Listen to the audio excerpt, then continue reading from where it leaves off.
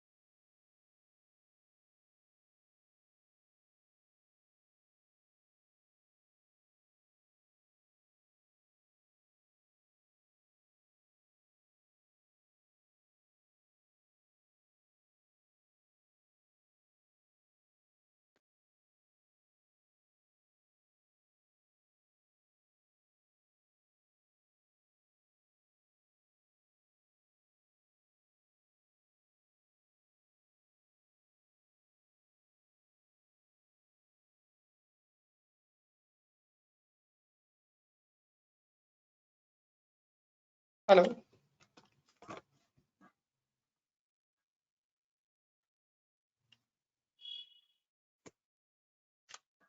बच्चों वॉइस आ रही है सब लोगों को? Yes sir. Yes, sir. आ रही है सर। Yes sir. सो मैंने आपको बताया था पाइथन को कैसे डाउनलोड करना है। सो जब एक बार ये सॉफ्टवेयर आपका डाउनलोड हो जाएगा, आपके इसको आप नॉर्मली इंस्टॉल कर सकते हो जैसे बाकी सॉफ्टवेयर इंस्टॉल करते हैं। तो लाइक ये मेरे गया है डाउनलोड पे। एक बार इंस्टॉलेशन प्रोसेस में आपको बता देता हूँ। डाउनलोड पे जाएगा पाइथन, ये आपका वर्जन आएगा 3.1.0। अब इसके ऊपर आप डबल क्लिक करोगे, जैसे हम नॉर्मल सॉफ्टवेयर इंस्टॉल करते हैं उसी तरीके से आपको इंस्टॉल करना है। सो अब सबसे पहले यहाँ पे एक ऑप्शन आएगा ऐड पाथ 3.1.0। अगर आप इसको सेलेक्ट नहीं करोगे तो देखो, जनरली जब हम पाइथन को इंस्टॉल करते हैं तो पाइथन के साथ अपना एक बिल्ट इन एडिटर आता है जिसको हम बोलते हैं आईडीएलई, इंटीग्रेटेड डेवलपमेंट एनवायरनमेंट, जहाँ पे हम पाइथन का कोड कर सकते हैं। सो सिर्फ उसका आपका जो कोड है वो सिर्फ पाइथन पे चलेगा, बाकी अदर एडिटर लाइक नोटपैड है, नोटपैड प्लस प्लस है, या आपका विजुअल कोड है, अदर एडिटर पे हम उसके कोड को रन नहीं कर सकते। ऐप का नेम क्या है? ऐप का नेम ठीक है, आप देख रहे हो।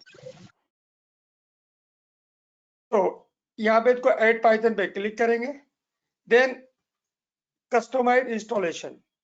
जैसे कस्टमाइज इंस्टॉलेशन पे आप क्लिक करेंगे तो ये आपको ऑप्शन मिलेंगे। मे भी हो सकता है जो आपका पिप का ऑप्शन है अभी यहाँ पे चेक्ड है, मे भी हो सकता है अनचेक्ड हो, तो इसको यहाँ से क्या करना है, चेक करना है।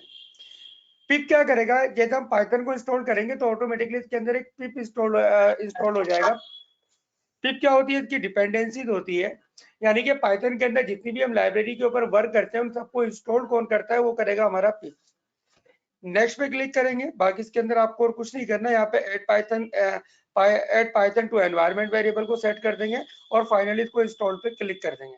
ये आपका पाइथन का सेटअप यहाँ पे इंस्टॉल हो जाएगा, क्योंकि मेरी मशीन पे ऑलरेडी इंस्टॉल्ड है, तो अब मैं इसको इंस्टॉल नहीं कर रहा हूँ। कैंसिल पे क्लिक करेंगे, ये पाइथन का सेटअप आपका इंस्टॉल हो जाएगा। जब ये इंस्टॉल होगा तो आपको ओपन करने के लिए स्टार्ट मेन्यू पे जाएंगे और यहाँ पे सर्च करेंगे पाइथन। फिर आप पाइथन सर्च करोगे तो ये आपका ऑप्शन आ जाएगा आईडीएलई पाइथन। आईडीएलई पाइथन के ऊपर क्लिक करोगे तो आपकी एक विंडो ओपन होकर आएगी जहां पे आप अपना कोड कर सकते हो। ऐसे जरूरी नहीं है कि आपका जो कोड है वो आईडीएलई के अंदर ही करना है, आप किसी भी एडिटर के अंदर पाइचार्म एक ऑफिशियल पाइथन के लिए एक एडिटर होता है जिसमें आप कोड कर सकते हो। आप विजुअल कोड के अंदर आप कोड कर सकते हो। इवन अगर आपके पास ऑनलाइन टूल्स है, गूगल कोलैब है, जुपिटर है आपका, उन सब के ऊपर आप वर्क कर सकते हो। सो अभी मैं आपको पहले स्टार्टिंग में आईडीएलई से बता रहा हूँ।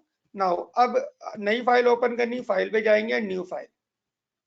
सिंपल मुझे अभी इसके अंदर एक मैसेज प्रिंट करना है। जैसे मैंने आपको बताया था क्या फंक्शन होता है प्रिंट, जो किसी भी वैल्यू या मैसेज को प्रिंट करता है। तो सिंपल यहाँ पे लिखेंगे प्रिंट। हम पूरे पाइथन को यहाँ पे कवर नहीं करने जा रहे, जितना आपका रोबोटिक्स और आपका आर्टिफिशियल इंटेलिजेंस के अंदर पाइथन यूज होगा वो सारे फंक्शनलिटी हम उसके ऊपर कवर अप करेंगे, क्योंकि हमारे पास 2 डेज हैं पाइथन के लिए। सो इसके अंदर हमें डेटाबेस भी कवर करना है, क्लासेस भी कवर करनी है, फंक्शन भी कवर करना है। तो जस्ट हम इसका ओवरव्यू लेंगे। सो प्रिंट एक फंक्शन है जो किसी भी वैल्यू या मैसेज को प्रिंट करता है। मैंने कहा hello Python how are you. जो भी आपका मैसेज आएगा वो डबल कोट के अंदर आएगा। अब यदि को रन करने के लिए आप रन बटन पे क्लिक करोगे, मेन्यू पे ऑप्शन आ जाएगा रन पे क्लिक करेंगे और देन रन मॉड्यूल। जैसे रन मॉड्यूल पे क्लिक करोगे तो फाइल को सेव करने के लिए बोलेगा। आप किसी भी लोकेशन पे फाइल को सेव कर सकते हो। सो डेस्कटॉप पे जाके मैंने एक फोल्डर क्रिएट कर दिया वर्कशॉप के नाम से। फाइल का नाम कुछ भी दे सकते हैं, बट एक्सटेंशन क्या होगी उसकी py।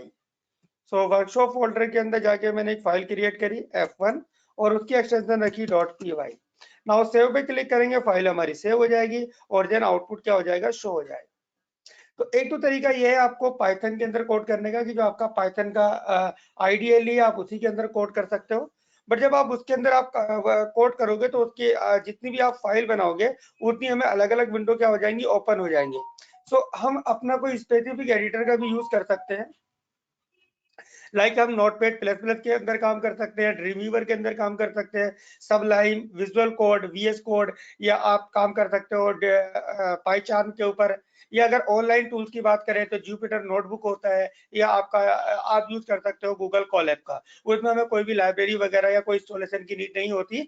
आप जस्ट जब गूगल कोलैब का लिंक ओपन करोगे तो वो आपसे ईमेल आईडी से आपको लॉगिन कराएगा। एक बार आप लॉगिन हो जाओगे तो आप उसके अंदर कोई भी कोड कर सकते हो, क्योंकि वहां पे एक ऑनलाइन टूल्स है वो जिसमें आपका पूरा पाइथन की लाइब्रेरी सेटअप है। सो पहला तरीका कि हम जो कोड है वो हम डायरेक्टली यहीं से कर दें। दूसरा तरीका कि अगर हमें कोई स्पेसिफिक एडिटर चाहिए, सो लाइक मेरे पास अभी नोटपैड प्लस प्लस इंस्टॉल्ड है, मुझे नोटपैड के अंदर कोड करना है। सो नोटपैड प्लस प्लस को मैंने ओपन करा और यहाँ पे सिंपल एक मैसेज लिख दिया, print hello Python how are you. Code आप कहीं पे भी कर सकते हो। अब मैं इस फाइल को पहले सेव करूंगा। सेम फोल्डर के अंदर मैंने फाइल को सेव कर दिया, दैट इज वर्कशॉप फोल्डर। ये वर्कशॉप फोल्डर है, यहाँ पे जाके फाइल को सेव करा एंड फाइल नेम f2.py। अब देखो जो आइडियली था, जब हमने उसके ऊपर क्लिक करा तो वहीं पे एक ऑप्शन आ गया था रन का। लेकिन जो आपका ये नोटपैड है, नोटपैड प्लस प्लस, वो स्पेसिफिक सॉफ्टवेयर नहीं है फॉर पाइथन। इसके अंदर आप किसी का भी कोड कर सकते हो। आप नॉर्मल टेक्स्ट फाइल बना सकते हो, HTML की फाइल इसके अंदर बना सकते हो, जावा की फाइल बना सकते हो, C# की फाइल इसके अंदर क्रिएट कर सकते हो। तो बेसिकली कोई हमारे पास एक स्पेसिफिक एडिटर नहीं है। सो अगर हमें कोड को अब रन करना है, तो अगर आपने नोटपैड के अंदर या किसी भी अदर एडिटर के अंदर कोड करा है, तो उस केस में आप जाओगे कमांड प्रॉम्प्ट के ऊपर, विंडो RP की प्रेस करी, यहाँ पे कमांड प्रॉम्प्ट ओपन करेंगे, लोकेशन पे जाएंगे जहाँ पे फाइल अवेलेबल है। सो CD डेस्कटॉप, डेस्कटॉप पे फाइल हमारी अवेलेबल है, इसके अंदर फोल्डर है वर्कशॉप, और यहाँ पे जाके फाइल को सेव कर देंगे। लाइक मैंने कहा f2.python f2.py। यहाँ से जाके फाइल को रन करना पड़ेगा, आप कोड कर सकते हो तो सिंपल आउटपुट आ जाएगा। सो आप नॉर्मल आईडीएलई के अंदर भी कोड कर सकते हो। मैंने आपको नोटपैड के अंदर बताया नोटपैड के अंदर कैसे आपको कोड करना है। इवन अगर आपके पास एक एडवांस जो आपके एडिटर है अगर वो अवेलेबल है, लाइक आपके पास अवेलेबल है VS कोड, तो आप VS कोड के अंदर भी कोड कर सकते हो। तो मेरे पास VS कोड ऑलरेडी अवेलेबल है। VS के अंदर कैसे कोड करना है वो मैं आपको बता देता हूँ।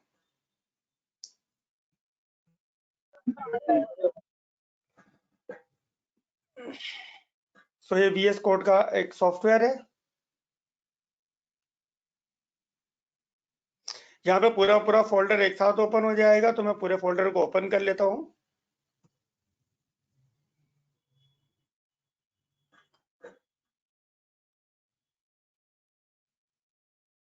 Just minute. So open folder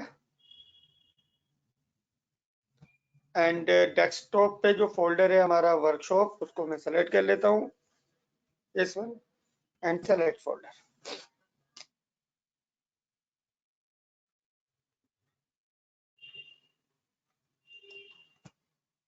सो ये पूरा एडिटर कोड आपका यहाँ पे ओपन होके आ जाएगा। ओपन करेंगे, अब यहाँ पे राइट क्लिक करेंगे तो यहाँ पे देखो कोई ऑप्शन नहीं दिखा रहा रन करने का। सो अगर हमें इसको रन करना है तो इसके लिए एक डिपेंडेंसीज होती है इसके अंदर। विजुअल कोड के अंदर। विजुअल कोड एक एडिटर है जिसके अंदर आप किसी भी प्रोग्रामिंग लैंग्वेज का कोड कर सकते हो, HTML, CSS, JavaScript, react, angular, node, PHP, Python, किसी भी चीज का कोड कर सकते हो। बट जिस चीज को भी आपको उस पर वर्क करना तो उसकी एक्सटेंशन इंस्टॉल करनी होती है। तो जब आप VS कोड को ओपन करोगे ये विंडो आ जाएगी इसके अंदर, इसके ऊपर आप क्लिक करोगे जिसको हम बोलते हैं एक्सटेंशन, और यहाँ पे जाके सर्च करो पाइथन। जब आप पाइथन पे क्लिक सर्च करोगे तो ये आपका पाइथन आ जाएगा। तो यहाँ पे पाइथन पे जाके इसको इंस्टॉल कर देना है एक बार। जितने भी पाइथन की इंटीग्रेशन है सारी की सारी सबको यहाँ पे इंस्टॉल करना है। ये भी इंस्टॉल्ड हो रही है।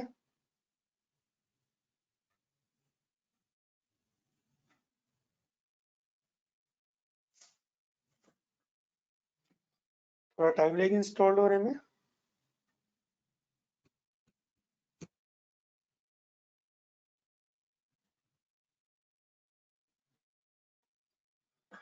सो इतनी इंस्टॉल होती है तो हम अभी दूसरी फाइल के अंदर कोड कर लेते हैं। तो मैंने आपको बताया था कि जो आपकी पाइथन है वो आपकी एक टाइपलेस लैंग्वेज है, तो यहाँ पे डेटा टाइप को डिफाइन करने की जरूरत नहीं होती है। जैसे हम C++, जावा के अंदर जब वेरिएबल को डिक्लेयर करते हैं तो उनका टाइप मेंशन करना होता है कि वो वेरिएबल इंटीजर है, फ्लोट है, कैरेक्टर है या स्ट्रिंग है। यहाँ पे जस्ट वेरिएबल का नाम लिखना है, जिस टाइप की वैल्यू आएगी वेरिएबल उसी में कन्वर्ट हो जाएगा। सो लाइक मैंने एक वेरिएबल लिया यहाँ पे ए की वैल्यू स्टोर कराई 20, बी एक वेरिएबल लिया 12.34 एंड एस एक वेरिएबल लिया और यहाँ पे स्टोर करा दिया पाइथन। सो ए के अंदर 20 एक न्यूमेरिक वैल्यू थी, तो जो ए वेरिएबल था वो कन्वर्ट हो जाएगा इंटीजर में। बी के अंदर एक हमने फ्लोटिंग वैल्यू स्टोर कराई तो वो किस में कन्वर्ट हो जाएगा, फ्लोट में। और एस के अंदर एक वैल्यू स्टोर करी मैंने डबल कोट के अंदर, सो कन्वर्ट हो जाएगा स्ट्रिंग में। नाउ प्रिंट करना है, सो प्रिंट जो भी आपके मैसेज आएंगे वो डबल कोट के अंदर आएंगे और जो वेरिएबल आएंगे वो डबल कोट के बाहर। सो वेरिएबल प्रिंट करा दिया A, print B and print S.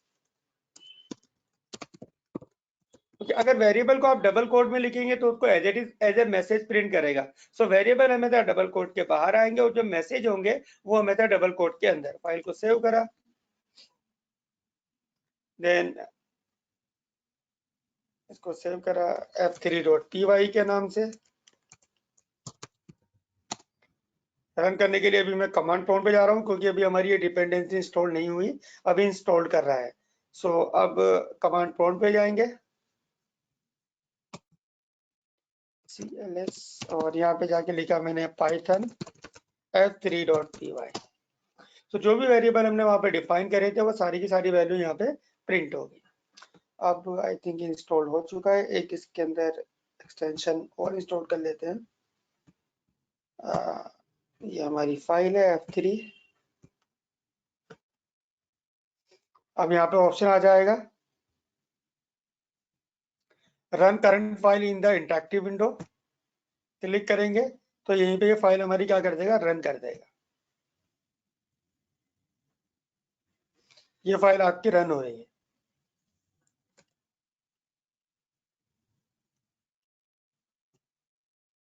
कुछ ये पैकेजेस के लिए बोल रहा है।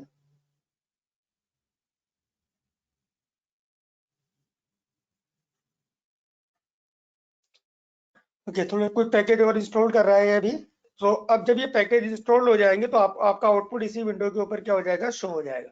सो पाइचार्ट आपका जो विजुअल कोड है आप उसके अंदर भी कोड कर सकते हो। सो अभी मैं इसको कमांड प्रॉम्प्ट के थ्रू ही रन कर रहा हूँ क्योंकि अब इसमें इंस्टॉल होने में थोड़ा टाइम लगेगा।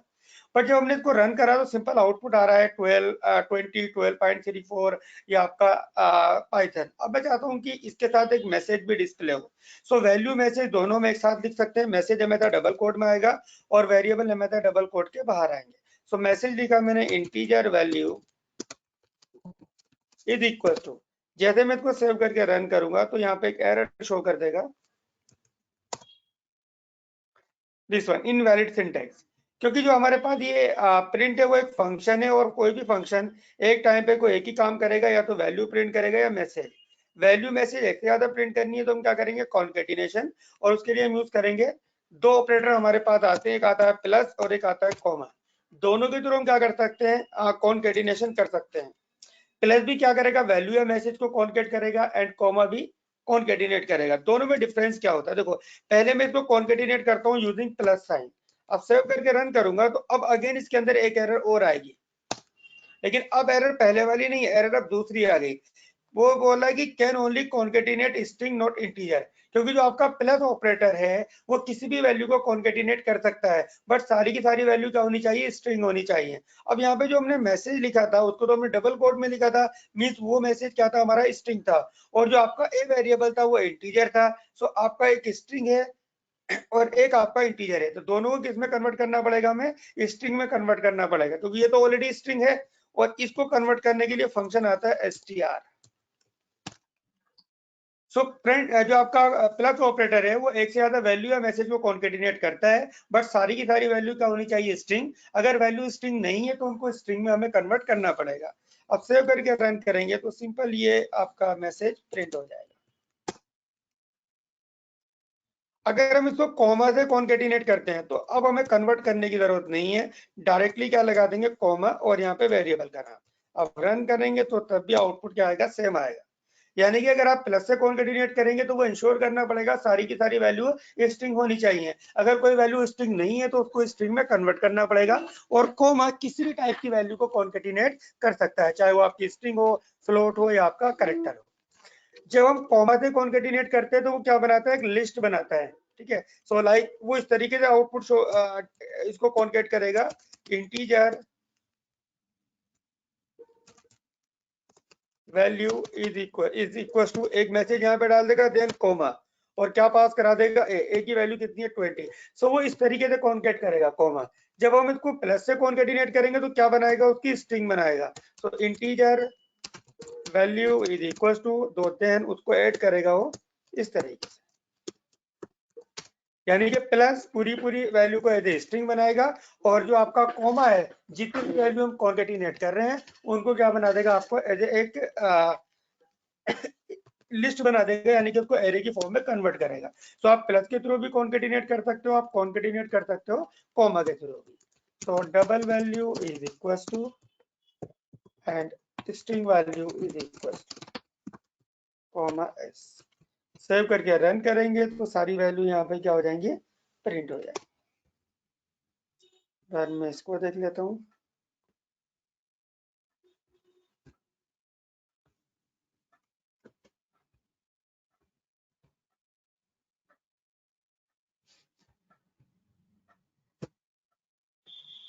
अभी इसकी प्रोसेसिंग चल रही है, थोड़ा टाइम लेगा, तो अभी नोटपैड पे ही काम करते हैं। सो ऑपरेटर इसके अंदर वही होते हैं जो आपने C++ जावा के अंदर यूज किए, अर्थमेटिकल, लॉजिकल, रिलेशनल, सारे ऑपरेटर आपके एज इट इज रहेंगे। सो लाइक मुझे कुछ इसके अंदर ऑपरेशन परफॉर्म करने हैं। सो एक वेरिएबल लिया ए की वैल्यू स्टोर कर दी 20, बी इक्वल टू 10, सी के अंदर ए बी की वैल्यू को ऐड कर दिया, डी के अंदर सब्ट्रैक्ट किया, ई के अंदर मल्टीप्लाई और एफ के अंदर डिवाइड। प्रिंट करा देंगे यहाँ पे first number is equal to comma A, print करा देंगे सेकंड नंबर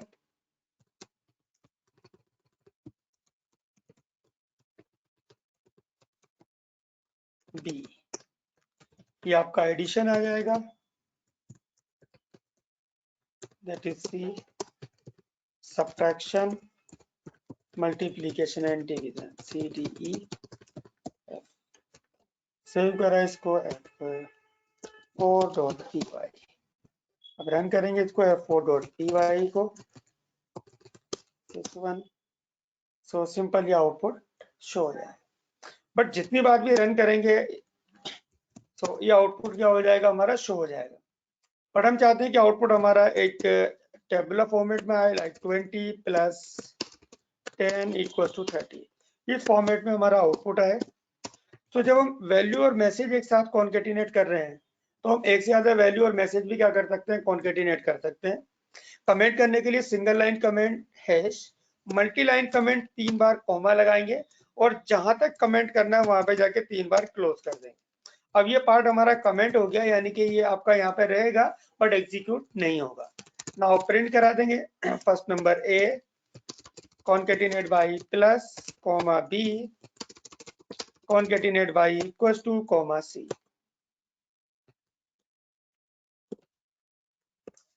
now अब ऐसे b c d minus into divide, that is D E and F. So save करके रन करेंगे python f4.py 20 + 10 = 30, 20 - 10 जो भी आपका आउटपुट है, बट जितनी बार भी रन कर रहे हैं आउटपुट क्या आ रहा है हमारा सेम आ रहा है, क्योंकि नंबर हमने यहाँ पे क्या कर दिए फिक्स कर दिए। अब यही नंबर हमें किससे इनपुट कराने हैं, यूजर से। तो जैसे इसके अंदर प्रिंट फंक्शन होता है फॉर आउटपुट, ऐसे अगर यूजर से डेटा इनपुट लेना है तो उसके लिए फंक्शन होता है इनपुट। तो रन टाइम पे यूजर से कोई भी एक डेटा इनपुट कराएगा। तो मैंने यहाँ पे एक मैसेज लिख दिया एंटर फर्स्ट नंबर। जब प्रोग्राम को रन करेंगे यूजर को एक मैसेज मिलेगा एंटर फर्स्ट नंबर, और जो भी यूजर नंबर एंटर करेगा वो कहाँ पे स्टोर होगा, ए वेरिएबल में। अगेन मैंने यहाँ पे कहा input enter second number, enter second number. Okay, सो इनपुट एक पहले से बना एक फंक्शन है जो रन टाइम पे यूजर से कोई भी एक डेटा या वैल्यू इनपुट कराता है। जो भी डेटा यूजर इनपुट करेगा वो वेरिएबल ए के अंदर स्टोर हो जाएगा, सेकंड नंबर कहाँ पे स्टोर हो जाएगा, बी के अंदर। अब सेव करके इसको हम रन करेंगे। सो नंबर तो यूजर से इनपुट लेगा 12 और 4, जो भी नंबर हम इनपुट करेंगे, लेकिन जैसे हम इसको एंटर करेंगे तो यहाँ पे एक एरर शो कर देगा, unsupported operand minus for STR and STR. By default जो भी हम इनपुट फंक्शन के थ्रू डेटा इनपुट करते हैं, व्हाटएवर हमने किसी भी टाइप की वैल्यू इनपुट करी हो, चाहे वो न्यूमेरिक हो, स्ट्रिंग हो, फ्लोटिंग हो या कैरेक्टर हो, उसका फॉर्मेट हमेशा क्या होगा, स्ट्रिंग होगा। बट वैल्यू को अगर हमें इंटीजर में कन्वर्ट करना है या एक स्पेसिफिक फॉर्मेट में हमें वैल्यू को रिट्रीव करना है तो उसको पर्टिकुलर फॉर्मेट में हमें कन्वर्ट करना होगा।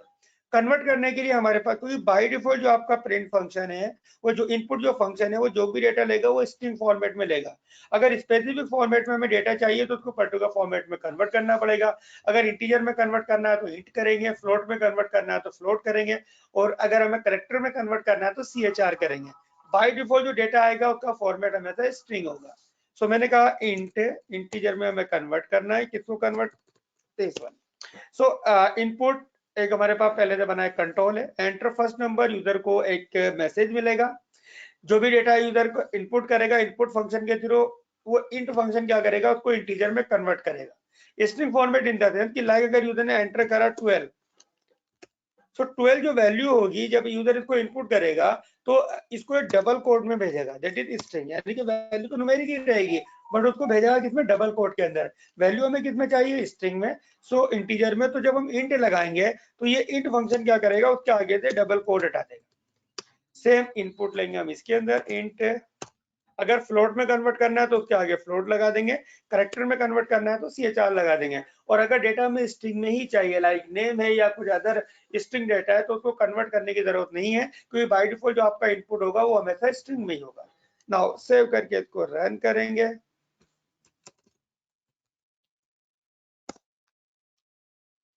First number 12, second number 3। So addition आ गया, सब्ट्रैक्शन आ जाएगा, मल्टीप्लिकेशन और डिवीजन आ जाएगा। सो कुछ भी डेटा हम इसके अंदर यूजर से इनपुट ले सकते हैं। नेक्स्ट इसके अंदर जैसे आपने C++, जावा के अंदर इफ एल्स के कॉन्सेप्ट पढ़े होंगे, जिसको हम बोलते हैं डिसीजन कंस्ट्रेंट। सो उसका भी आपका just decision constraint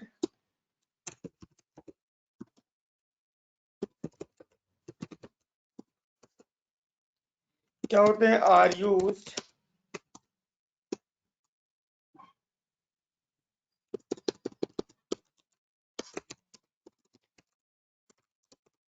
to execute code according to condition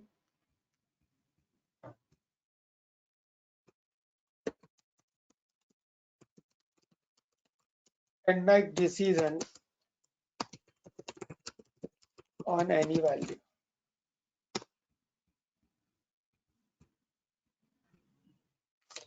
करण ने की वॉइस नहीं आ रही आपको, करण? बच्चों वॉइस आ रही है सब लोगों को? Yes, Yes, sir. sir. Yes, sir. करण नेगी आप अपना माइक वगैरह, Yes, sir. So decision constraint देखो अभी हम पाइथन या किसी प्रोग्रामिंग लैंग्वेज के अंदर जो भी कोड लिखते हैं वो हमारा मेन फंक्शन के अंदर कोड चलता है। जैसे प्रोग्राम रन करेंगे पूरा कोड डायरेक्टली क्या हो जाता है, एग्जीक्यूट हो जाता है। बट हम चाहते हैं कि हमारा कोई भी कोड डायरेक्टली एग्जीक्यूट ना हो, यूजर चाहे तो एग्जीक्यूट हो, अदरवाइज एग्जीक्यूट ना हो। ये अभी हमने वैल्यू के ऊपर ऑपरेशन करे, लाइक उनको ऐड करा, सब्ट्रैक्ट करा, मल्टीप्लाई करा या डिवीजन करा। बट हम चाहते हैं कि वैल्यू के ऊपर हमें कोई डिसीजन बनाना है, कौन छोटा है, कौन बड़ा है, कौन बराबर है। तो उसके लिए यूज करेंगे डिसीजन कंस्ट्रेंट का। For decision constraint,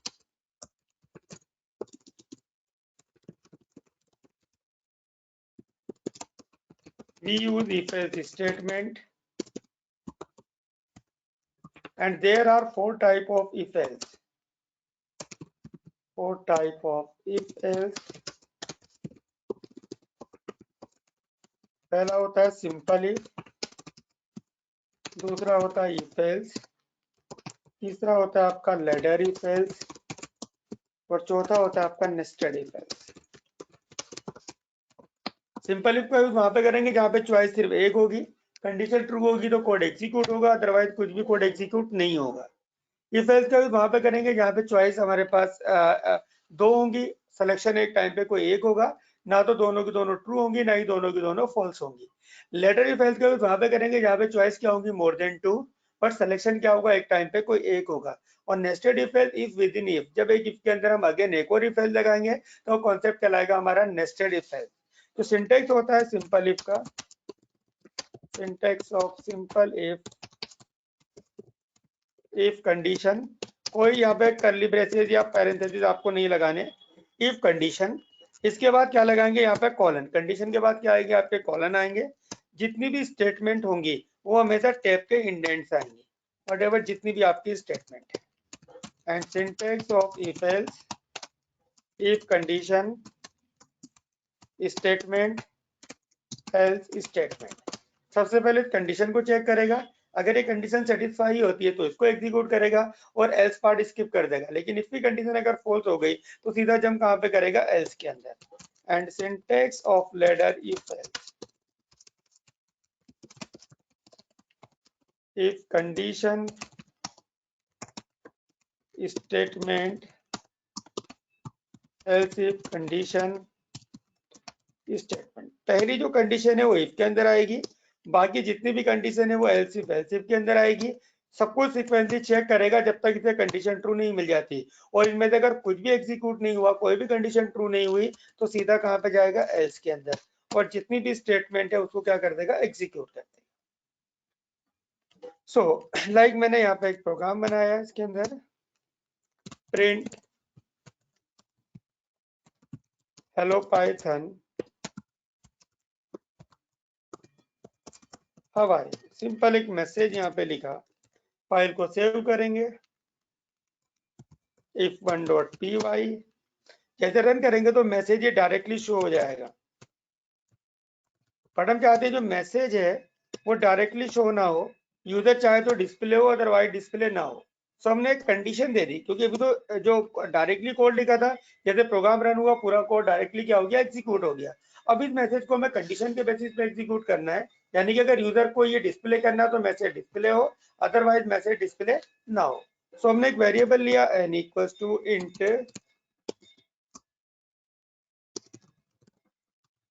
input press 1 to show message. User 1 press करेगा इस मैसेज को शो करने के लिए। कंडीशन लिखेंगे कि इफ, अगर n की वैल्यू यूजर ने 1 इनपुट करी है, मे भी हो सकता है यूजर 1 इनपुट करे, अदरवाइज कुछ और इनपुट करे। सो अगर यूजर ने 1 इनपुट करा तो उसे मैसेज डिस्प्ले करना है, यानी कि अगर ये कंडीशन सेटिस्फाई होती है तो मैसेज क्या होगा, डिस्प्ले होगा, अदरवाइज मैसेज डिस्प्ले ना हो। कंडीशन के बाद क्या लगाना, कॉलन। कॉलन इंडिकेट कर रहा है कि जो इफ की स्टेटमेंट है या एल्स की स्टेटमेंट है वो यहाँ से क्या होंगी, हमारी स्टार्ट होंगी। लेकिन जैसे मैं इसको सेव करके रन करूंगा तो यहाँ पे एक एरर आ जाएगी, क्योंकि बाकी लैंग्वेजेस के अंदर हमारे पास कॉन्सेप्ट होता है कर्ली ब्रेसेस का, जो हमें इंडिकेट करता है कि इफ का कोड या एल्स इफ का कोड कहाँ से स्टार्ट होके कहाँ पे एंड हो रहा है। लेकिन अब हम यहाँ पे कैसे, क्योंकि यहाँ पे तो कर्ली ब्रेसेस का कोई कॉन्सेप्ट नहीं होता, तो कैसे आइडेंटिफाई करेंगे कि इफ का कोड या एल्स का कोड कहाँ से स्टार्ट होगा। तो जितनी भी आपकी स्टेटमेंट आएंगी वो टैब के इंडेंट, यानी कि इसके बीच में एक टैब का गैप देंगे। अब सेव करके इसको रन करेंगे। 1 प्रेस करा, मैसेज शो होगा। 1 के अलावा यूजर कुछ और प्रेस करेगा, कोई भी मैसेज शो नहीं होगा। यानी ये कंडीशन ट्रू होगी तो कोड एग्जीक्यूट होगा, अदरवाइज कोई भी कोड एग्जीक्यूट नहीं होगा। एक प्रोग्राम के अंदर आपके एक से ज्यादा सिंपल इफ हो सकते हैं, बट उनकी आपस में कोई भी रिलेशन नहीं होगी। सारी की सारी वैल्यू ट्रू भी हो सकती है, सारी की सारी वैल्यू फॉल्स भी हो सकती है। तो मैंने कहा एंटर फर्स्ट नंबर, यूजर पहला नंबर इनपुट करेगा, देन एस वेरिएबल लिया, एंटर सेकंड नंबर। दोनों नंबर में से हमें बिगेस्ट नंबर फाइंड आउट करना है। सो कंडीशन चेक करी n greater than s, n के अंदर फर्स्ट नंबर है, s के अंदर सेकंड नंबर है। सो फर्स्ट नंबर अगर बड़ा है सेकंड नंबर से तो मैसेज शो कर दिया first number is big. Then दूसरी कंडीशन चेक करेंगे, इफ s बड़ा है n से, प्रिंट, ये भी एक टैब के एंड में आएगा, and second number is big. तो पहले इसको चेक करेगा, अगर ये कंडीशन ट्रू होती है तो इसको एग्जीक्यूट करेगा, नहीं है तो स्किप कर देगा। फिर देन सेकंड कंडीशन को चेक करेगा, अगर ये कंडीशन भी ट्रू होती है तो इसको भी एग्जीक्यूट करेगा, अदरवाइज इसको भी क्या कर देगा, स्किप कर देगा। मीन एक प्रोग्राम के अंदर एक से ज्यादा सिंपल इफ हो सकते हैं, बट आपस में कोई भी रिलेशन नहीं होगी। सबको सीक्वेंस चेक करेगा जब तक उसे कंडीशन ट्रू नहीं मिल जाती। अब सेव करके रन करेंगे, f2.py, first number 12, second number 3, तो first is weak, second is weak. But मान लेता हूं अगर मैं दोनों नंबर कॉमन डाल दिए तो कुछ भी आउटपुट नहीं आएगा, क्योंकि दोनों की दोनों कंडीशन क्या होगी, फॉल्स होगी। बट अब चाहते हैं कि हमारे पास चॉइस दो है और दोनों में से एक टाइम पे कोई एक ही सिलेक्शन हो। हाँ बोलिए। सर हाँ, बोलिए। सर अभी अभी मैंने यहाँ पर ज्वाइन कर रखा है, क्या आप बता सकते हैं टॉपिक क्या चल रहा है? ये आपका पाइथन चल रहा है, बेसिक पाइथन। सर ये इम्पोर्टेंट है एआई के लिए? हाँ जी, क्योंकि जो हम एआई के अंदर कोड करेंगे वो पाइथन के थ्रू करेंगे। तो आपके जो 2 सेशन होंगे, फर्स्ट 2 सेशन वो आपके पाइथन के ऊपर होंगे, फिर आपके जो बाकी के सेशन होंगे वो आपके एआई और आपका रोबोटिक्स के ऊपर होंगे, क्योंकि जो रोबोटिक्स और आपका एआई का पूरा कोड होगा वो पाइथन के ऊपर ही कराएंगे। ओके सर इसके लिए एडवांस पाइथन की जरूरत होती है, बिगिनर से काम बन जाएगा? देखो 70% तो आपका 50% तो आपका बेसिक पाइथन की नीड होगी, लेकिन उसमें 30% पार्ट कुछ हमें एडवांस का भी चाहिए होगा। सो वो सारी चीजें जो आपकी कवर होंगी उन 2 क्लासेस में हम कवर अप करेंगे। जस्ट ओवरव्यू देंगे हर एक चीज का जो आपकी एआई के अंदर यूज होगी। सर इसका सर्टिफिकेट रिकॉर्डिंग मिल जाएगी सर इसकी? सर सर्टिफिकेट कैसे मिल सकता है सर? सर्टिफिकेट डियर आपको जो ये इनविटेशन आया था उसमें पूरी डिटेल नहीं मिली थी? सर अभी उसमें पूरी डिटेल नहीं मिली है, शायद सर्टिफिकेट की नहीं दी हुई है। ओके तो आप एक बार जहाँ से आपको इनविटेशन आया था थ्रू मेल या आपको व्हाट्सएप पे आया होगा, आप वहां से कम्युनिकेट कीजिए, सर को मैसेज करिए, वो आपको पूरी डिटेल शो करेंगे। सर आज की सर रिकॉर्डिंग मिल जाएगी सर? डियर वो सारी जो डिटेल्स है, सारी जो इन्फॉर्मेशन है, आप उसके लिए कांटेक्ट करिए। आपको जहाँ से आपको इनविटेशन का लिंक मिला था थ्रू व्हाट्सएप, सर को मैसेज करिए, वो आपको पूरी डिटेल बता देंगे related to recording, related to आपका सर्टिफिकेट या आपकी जो भी क्वेरीज है। Okay okay sir. सो अगर हमारे पास एक से ज्यादा चॉइस है, हम चाहते हैं कि चॉइस हमारे पास 2 है, सिलेक्शन एक टाइम पे कोई एक हो, तो वहां पर हम यूज करेंगे एल्स इफ का।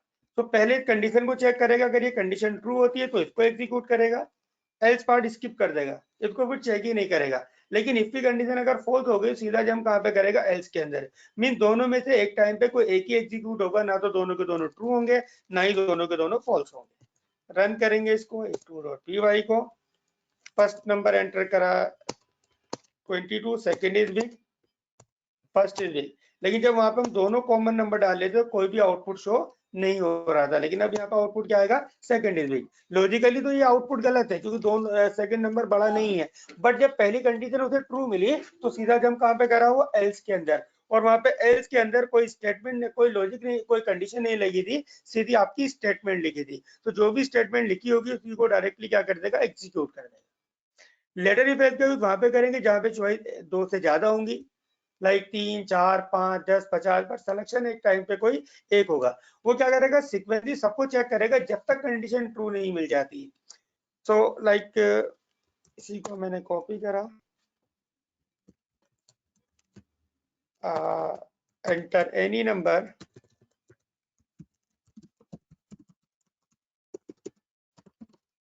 Between 1 to 5। यूजर 1 से लेके 5 तक कोई भी एक नंबर एंटर करेगा। जो भी नंबर यूजर ने इनपुट करा है उसको हमें वर्ड में डिस्प्ले करना है। लाइक 1 एंटर करा तो ONE आए, 2 इनपुट करा तो TW आए, 3 इनपुट करा तो THREE आए। सो पहली चॉइस हमने यहाँ पे लिखा, अगर n के अंदर 1 है तो मैसेज प्रिंट हो जाए 1। फिर दूसरी चॉइस के लिए अगर हम यहाँ पे एल्स लिखते हैं तो सिर्फ दो ही चलेंगी, या तो ये चलेगा या ये चलेगा। अगर हम सिंपल इफ लिखते हैं तो वर्क तो तब भी करेगा, बट वो सबको चेक करेगा। लाइक यूजर ने 1 इनपुट करा तो 1 तो मैसेज शो कर देगा, लेकिन बाकी सबको भी चेक करेगा। लेटर इफ एल्स में जब तक कंडीशन ट्रू नहीं हो जाती तब तक चेक करेगा। तो यहाँ पे लिखेंगे एल्स इफ। एल्स इफ यहाँ पे पूरा नहीं लिखना, जस्ट क्या लिखना, ELIF। देन दूसरी condition n equals to 2, then print करा दो 2 को, प्रिंट 2। इंडेंट का यहाँ पे ध्यान रखना, जितने भी इंडेंट है वो मैच होने चाहिए। देन अगर वैल्यू 3 है सो प्रिंट 3, वैल्यू अगर 4 है तो प्रिंट 4, 5। और अगर इनमें से कोई भी एग्जीक्यूट नहीं होता है तो else and print out of 5।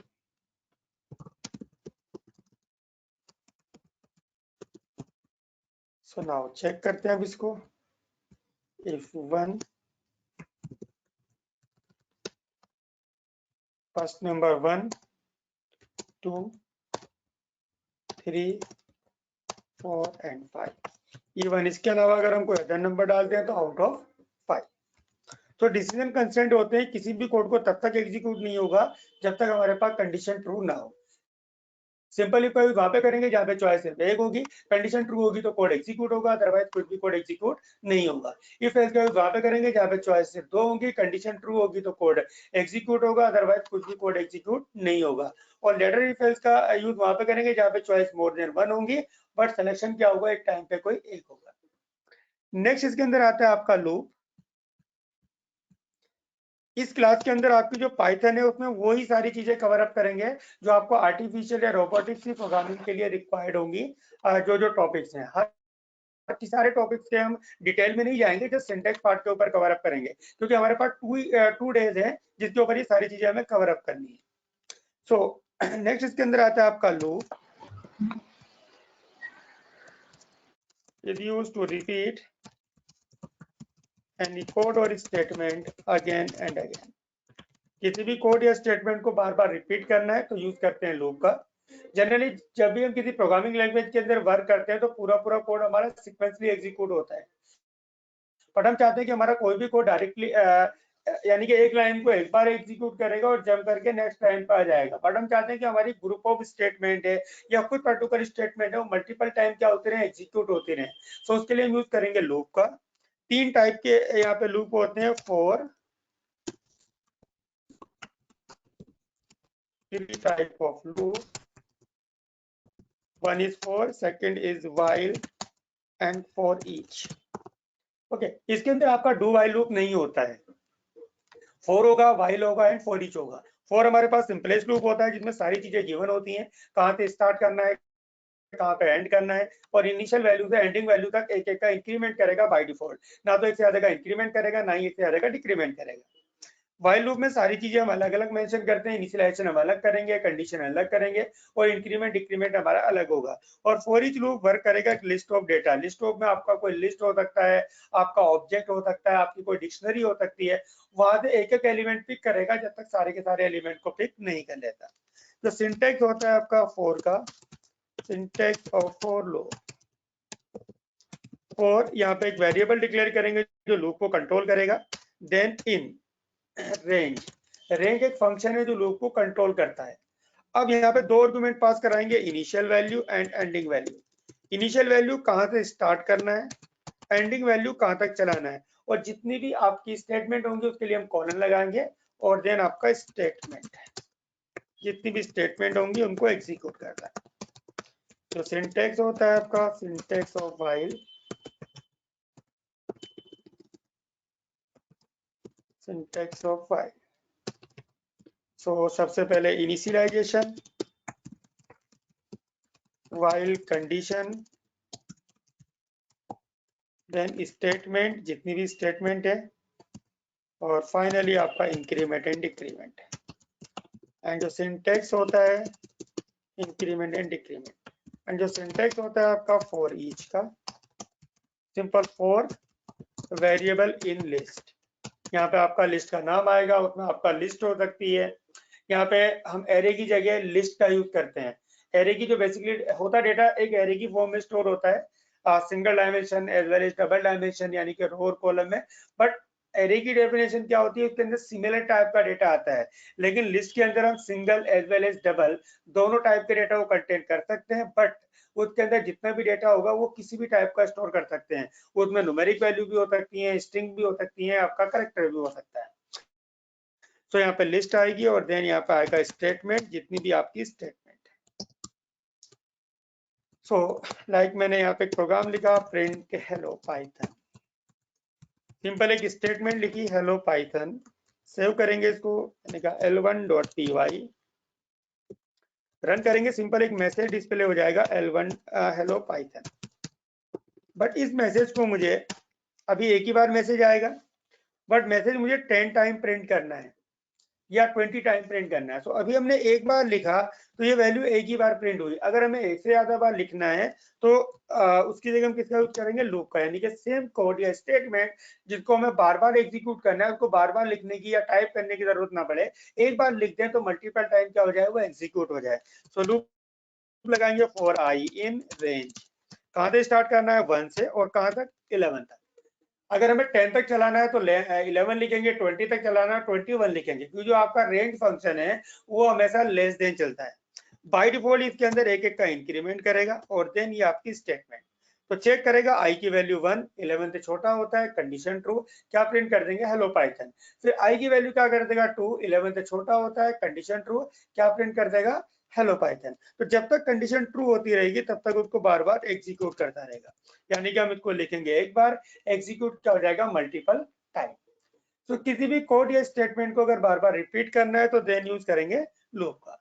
Like हम एक प्रोग्राम इसके अंदर बनाना है जिसमें यूजर एक नंबर एंटर करेगा, और जो भी नंबर यूजर ने एंटर करा उसकी हमें टेबल प्रिंट करनी है। सो जब हम टेबल प्रिंट करेंगे, जो नंबर है 1 से लेकर 10 तक हर एक नंबर से मल्टीप्लाई होगा, 1 से मल्टीप्लाई होगा, 2 से मल्टीप्लाई होगा, 3 से मल्टीप्लाई होगा, अप टू 10 तक हर एक नंबर से क्या होगा, मल्टीप्लाई होगा। यानी कि जो आपके ऑपरेशन हो रहे हैं वो क्या हो रहे हैं, कॉमन हो रहे हैं। किससे मल्टीप्लाई होगा, सीक्वेंस ऑफ नंबर से। तो उसके लिए हम किसका यूज कर सकते हैं, लूप का।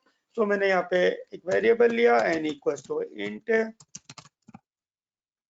इनपुट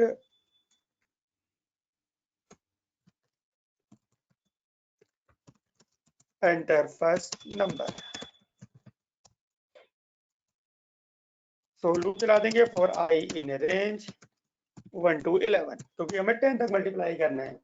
टी एक वेरिएबल लिया n इंटू आई, प्रिंट करा देंगे नंबर इंटू 1 या 2 आ जाएगा, that is i, then equal to, और रिजल्ट, रिजल्ट किसके अंदर है, टी के अंदर। तो मान लिया n के अंदर यूजर ने इनपुट करा 5, आई की वैल्यू कितनी हो जाएगी, 1, 11 से छोटा होता है, condition true, t equal to n into i, n के अंदर यूजर ने 5 इनपुट करा, आई की वैल्यू 1, तो 5 हो जाएगा, प्रिंट हो जाएगा 5 into 1 equal to 5। Then i की वैल्यू 2 कर देगा, 11 से छोटा होता है, कंडीशन ट्रू, सो 5 इंटू 10 कितना हो जाएगा, 10, प्रिंट कर देगा 5 इंटू 2 इक्वल टू 10।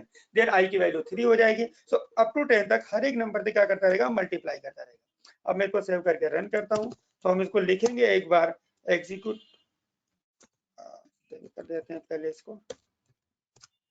यूजर ने नंबर इनपुट कराया, दैट इज 5, तो यहाँ पे 5 की टेबल क्या हो गई, प्रिंट हो गई। सो अगर ये लूप ना होता तो नंबर को पहले 1 से मल्टीप्लाई करके प्रिंट कर दे, 2 से मल्टीप्लाई करके प्रिंट करते हैं, 3 से मल्टी, ये जो स्टेटमेंट मैंने 2 लिखी है उसकी जगह हमें कितनी लिखनी पड़ती है, 20। अब हमने इसको लिखा एक बार, एग्जीक्यूट क्या हो जाएगा, मल्टीपल टाइम हो जाएगा। लाइक हमें किसके अंदर प्रोग्राम बनाना है, यूजर एक नंबर एंटर करेगा और उसका फैक्टोरियल हमें प्रिंट करना है। So factorial, enter number to print factorial.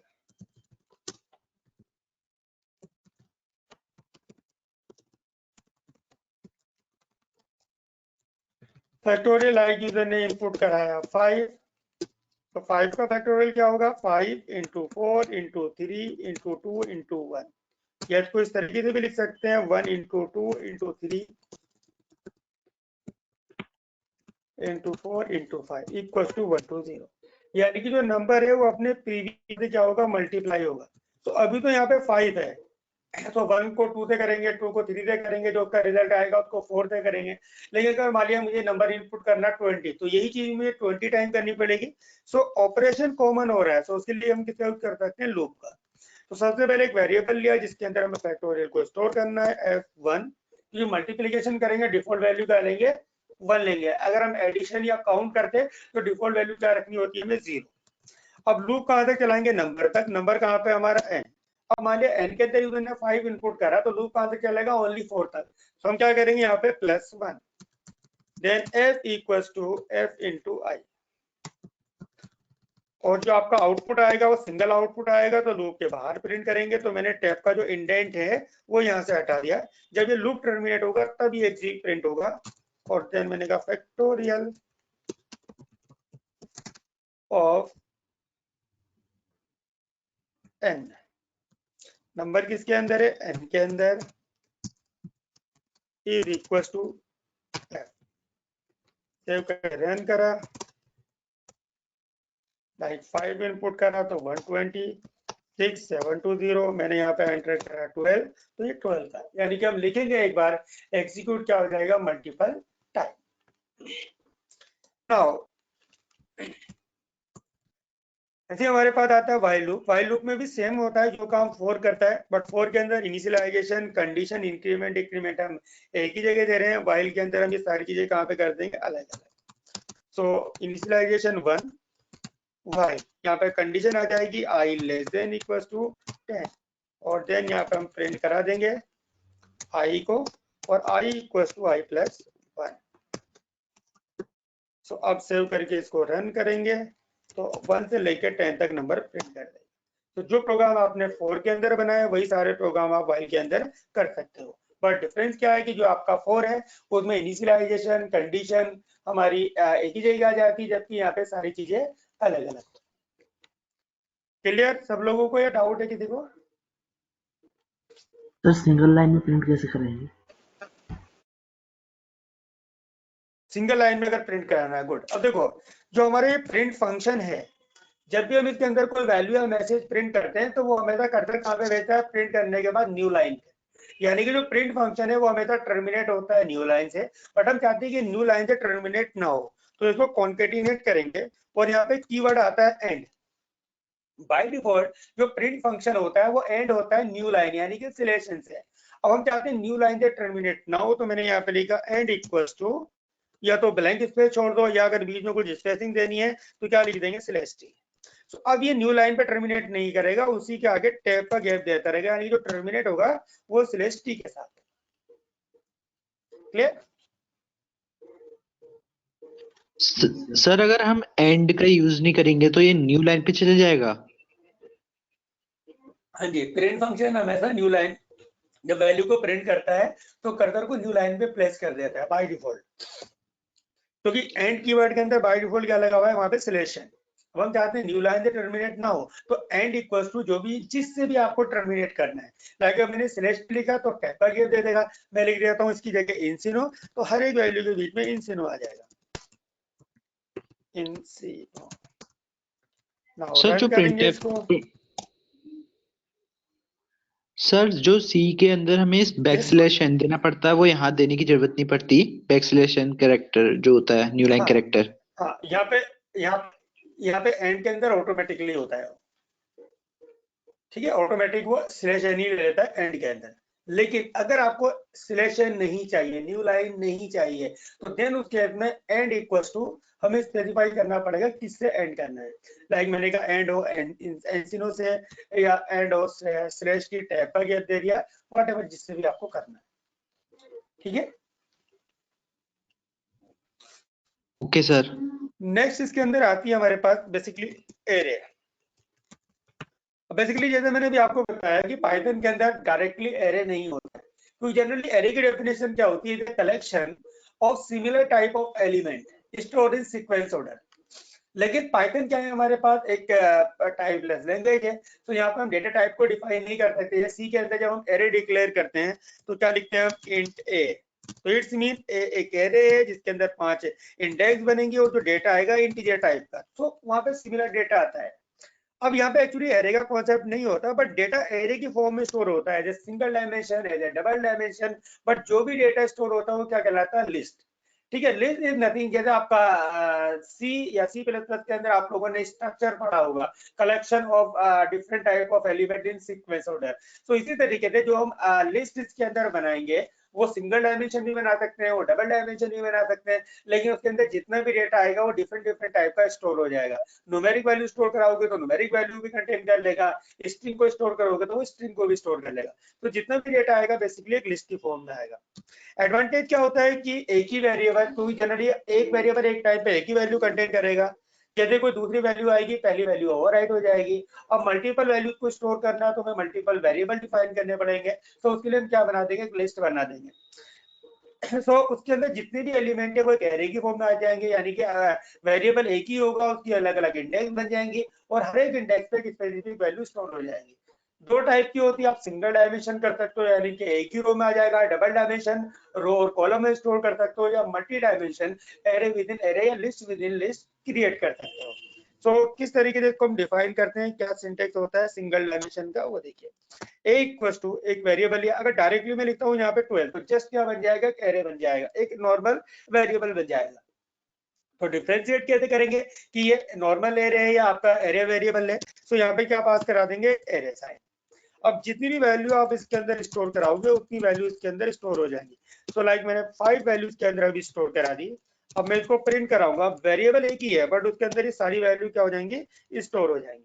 मैंने यहाँ पे कहा a1.py, रन करेंगे a1.py को, तो ये पूरा data as a list form में क्या कर देगा, प्रिंट कर देगा। बट मैं चाहता हूँ कि स्टोर तो सारी की सारी वैल्यू अलग हो गई, बट ये जो प्रिंट हो वो अलग अलग हो, यानी कि अलग अलग लाइन पे हो। सो उसके लिए हमें अलग अलग इंडेक्स को इसकी एक्सेस करना पड़ेगा। सो इंडेक्स को एक्सेस करने के लिए अभी मैं इसको कमेंट कर देता हूँ। देन मैंने यहाँ पे लिखा प्रिंट ए ऑफ 0, क्योंकि पहला एलिमेंट कौन से इंडेक्स पे गया होगा, 12 0 पे स्टोर हुआ होगा, 34 1 पे, 45 2 पे, 56 3 पे।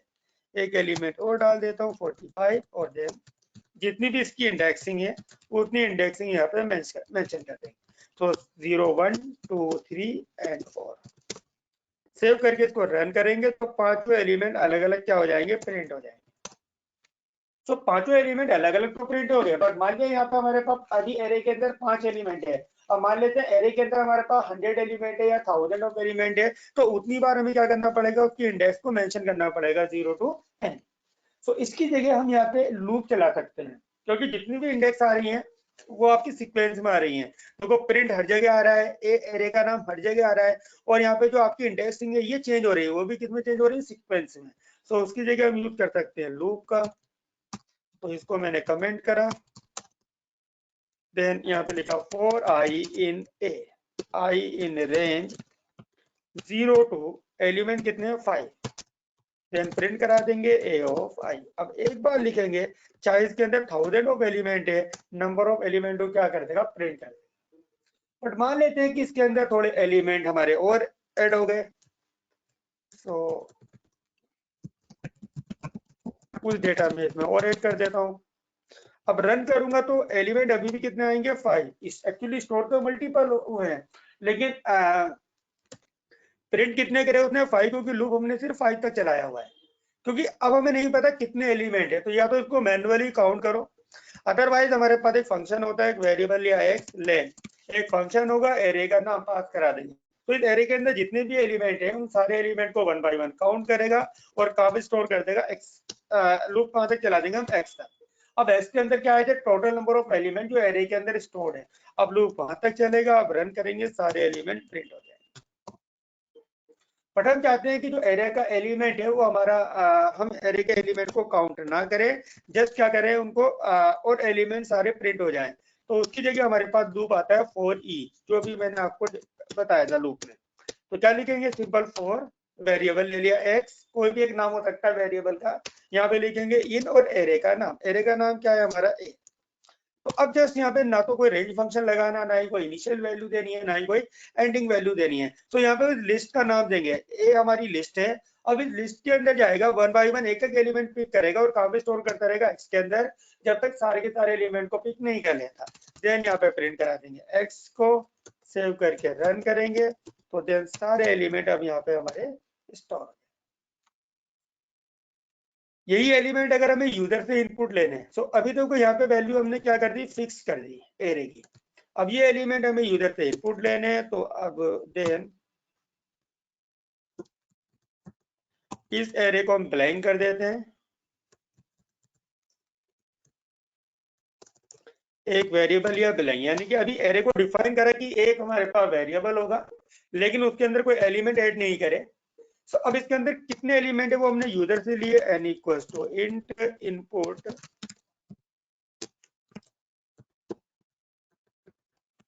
and then enter how many element want to store, कितने एलिमेंट एरे के अंदर स्टोर करने हैं वो n के अंदर आ जाएगा।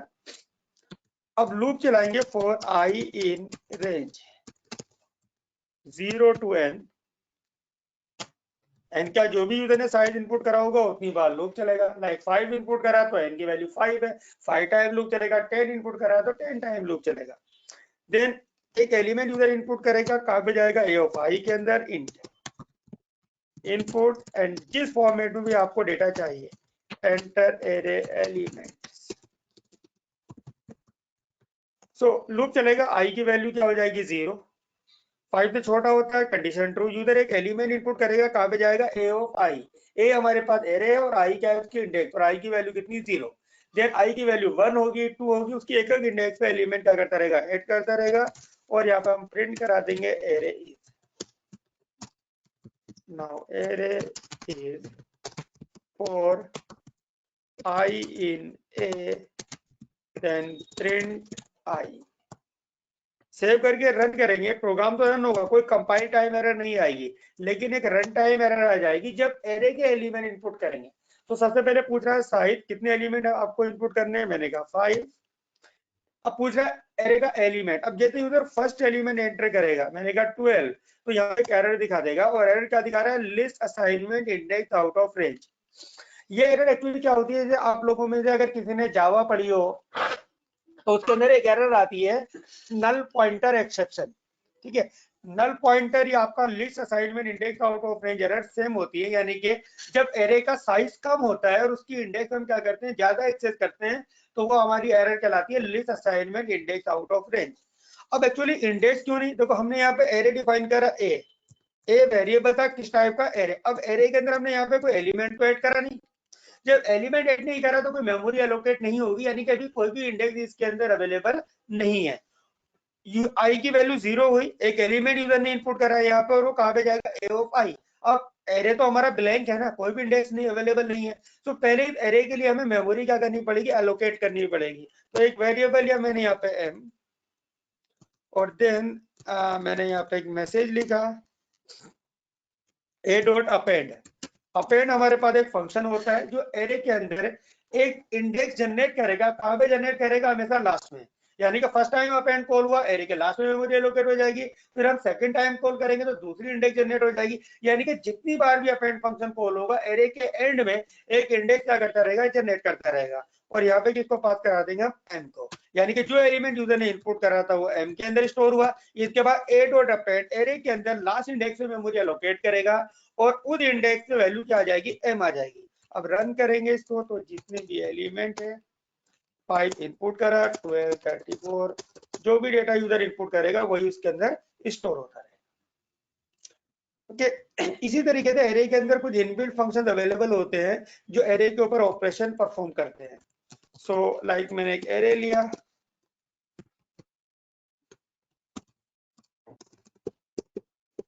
a इक्वल्स टू एरे, कुछ एलिमेंट में इसके अंदर स्टोर कर देता हूँ, प्रिंट करा दिया एरे इज और आई इन ए, देन प्रिंट करा देंगे आई को। अब ये एरे हमारा क्या हो गया, इनपुट हो गया। अब इस एरे के अंदर पहले हमने एरे डिफाइन करा, प्रिंट करा दिया। अब प्रिंट कराने के बाद इसके अंदर हमें एक एलिमेंट और ऐड करना है, यानी कि ऑलरेडी एरे के अंदर 5 एलिमेंट थे और बाद में डायनामिकली हमें इसके अंदर एलिमेंट ऐड करना है। तो हमने एक वेरिएबल लिया m और यहाँ पे लिखा int input enter element to insert और आई। अब फंक्शन होता है a dot append. Append function array के लास्ट में मेमोरी एलोकेट करता है। लाइक 5 एलिमेंट है, 0 to 4 इंडेक्स है। जब अपेंड फंक्शन कॉल होगा तो 4 के बाद एक इंडेक्स जनरेट करेगा और जनरेट इंडेक्स में क्या आ जाएगा, वैल्यू m। अब यहाँ पे प्रिंट करा देंगे after insert after append is for i in A. Now print कराएंगे आई को। सो अब जो एरे के एलिमेंट थे पहले वो एरे के एलिमेंट प्रिंट होंगे और देन क्या डेटा इंसर्ट करना है, मैंने कहा 1000, तो 1000 वैल्यू एरे के लास्ट में क्या हो गई, ऐड हो। लेकिन जो अपेंड फंक्शन है वो हमेशा डेटा एलोकेट या मेमोरी एलोकेट कहाँ पे करेगा, लास्ट में। बट मैं चाहता हूँ जो मेमोरी है वो लास्ट में एलोकेट ना हो, स्पेसिफिक पोजीशन पे मेमोरी एलोकेट हो जाए। सो अगर स्पेसिफिक पोजीशन पे मेमोरी को एलोकेट करना है तो हमारे पास फंक्शन आता है इंसर्ट। अब इंसर्ट और अपेंड दोनों का काम क्या है, हमारा सेम है, बट डिफरेंस क्या होता है कि जो आपका इंसर्ट अपेंड है वो हमेशा लास्ट एलोकेट करेगा और इंसर्ट को हम स्पेसिफिक पोजीशन पे इंसर्ट कर सकते हैं। तो अब मैंने इसको यहाँ पे कमेंट करा और कॉपी कर दिया।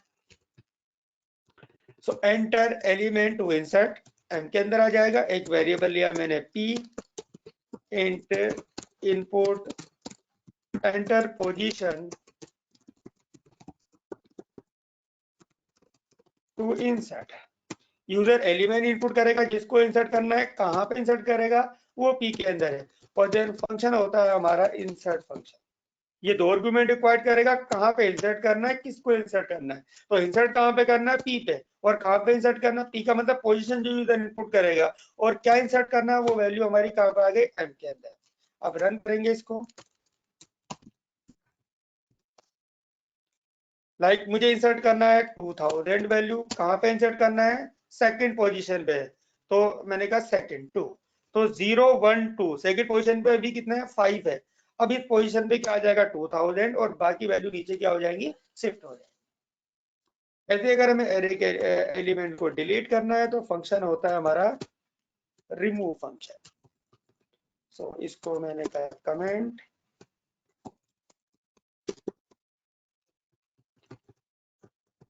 एंटर एलिमेंट टू डिलीट, कहाँ पे आ जाएगा, m के अंदर। फंक्शन होता है इसका रिमूव,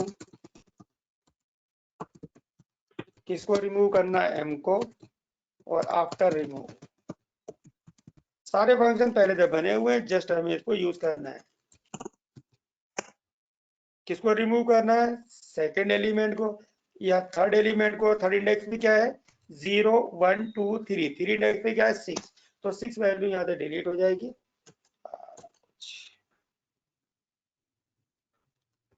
एक्स वेरिएबल कहाँ यूज किया हमने, remove after list.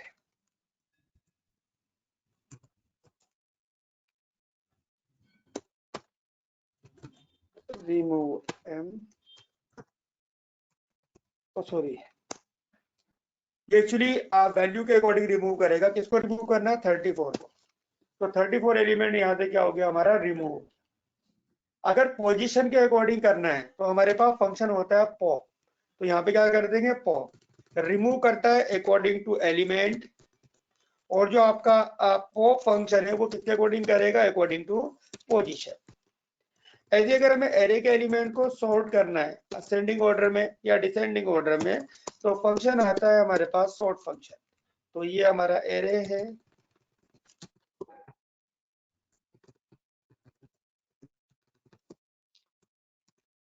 Sort function का यूज करेंगे यहाँ पे। एरे इज, अब यहाँ पे इसकी जरूरत नहीं है, सिंपल क्या लिख दो, ए डॉट सॉर्ट।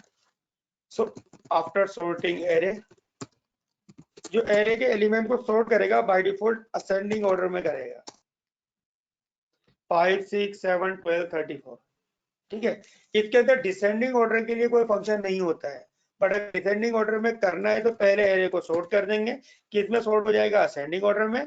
और अगर डिसेंडिंग ऑर्डर में करना है तो सॉर्ट करने के बाद क्या कर देंगे, उसको रिवर्स कर देंगे। ये एरे के एलिमेंट को रिवर्स करेगा। तो एलिमेंट जो सॉर्ट होंगे वो असेंडिंग ऑर्डर में हो जाएंगे और देन क्या कर देगा, उसको रिवर्स कर देगा। ओके, क्लियर है सबको इतना? Yes sir, yes sir. तो आज के लिए इतना ही रखते हैं, बाकी आज के लिए इतने ही रखते हैं। बाकी के जो कल 2 सेशन होंगे उसमें हम कवर करेंगे फंक्शन, फंक्शन कवर करेंगे, फाइल हैंडलिंग करेंगे, डेटाबेस कनेक्टिविटी करेंगे, ऊप्स के कॉन्सेप्ट करेंगे, यानी कि जो जो रिक्वायर्ड टॉपिक है आपकी मशीन लर्निंग या रोबोटिक्स के लिए, वो सारी चीजें कवर करेंगे। Yes sir. Thank you for joining. Thank you sir. Thank you sir. Thank you sir. मेरी छोड़ दे class. Thank you boss. Bye bye.